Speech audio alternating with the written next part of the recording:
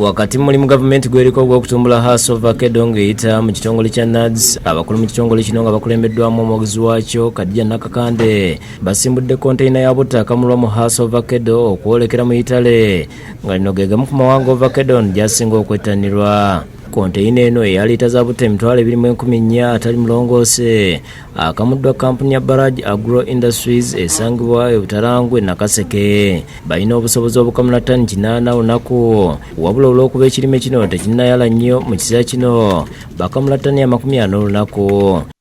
Kenneth Ntegereize akulira emirimu mu kampuni eno yeebazza NADS olw'amaanyi geetadde mu kwagayisa n'okusobozesa bannayuganda okulima House of Vakedo.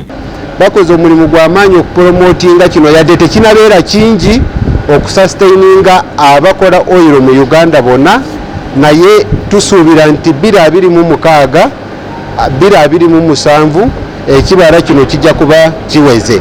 Ekibala kino kyawukana kitya ku birala? Kino kirimu oil mungi.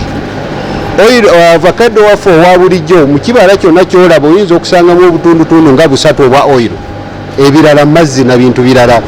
Kino kirimu obutundu 10 n'okudda waggulu. Ategeeza nti mu kiseera kino balina yiika za House of Vakedo 308 akyali omuto kyokka nga balina enteekateeka ey'okusimba Kedo ono ku yiika z'ettaka ezisoba mu 200 ze balina okusobola okwongera ku bungi. Ebibala bino bigenda kuba bingi, tujja kuba nga tukola bulungi.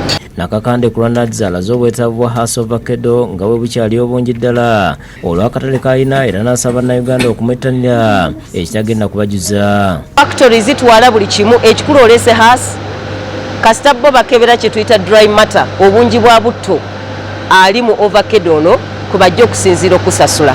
So kyekirimu omuntu kyogenda okulima nga togenda kukola loosi ate nga already akatale weekali.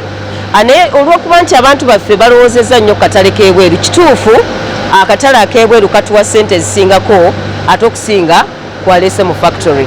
Kubanga bwe mba ngenda otunda ebweru, kilo ya House of Vakedo nja gifunamu wakati we 2,500 ne sinje 35,000. Naye bwe naaba ndeeta grade B wano mu factory nja gifunamu wakati we sinje 600 ne siringi 10,000. Agumizza abalimi nga gavumenti bw'erina enteekateeka endala ey'okufuna amakampuni amalala agagula House of Vakedo ono. Naye n'amakolero gano agakola oil bo nga bannamakolero ate nabo batuleetera ssente nnyingi wano mu ggwanga. Si buli mulimi nti agenda teekawo ekkolero. Process nga bwe tugirabye wano yeetaagamu akasente akawera. So bw'aba atunze konteyina eyo gye tulabye ekunukiriza obukadde 5 ezo ssente zikomawo wano mu ggwanga lyaffe Uganda zigenda kudda mu economy.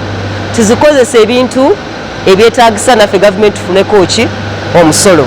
Yenwani Kabale yakusatidde gweno ku Vakedo TV.